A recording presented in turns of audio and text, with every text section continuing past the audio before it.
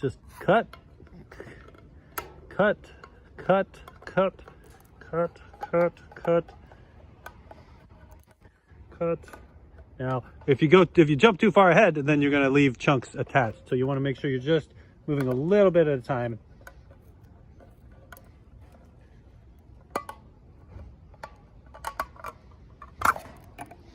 And you can see that's hooking underneath and it's making a cut like that in the metal.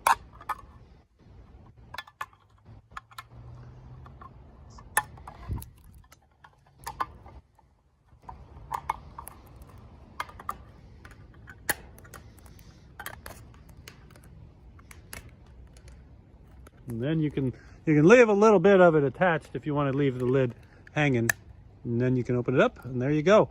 So that is how you open a can using a pocket knife.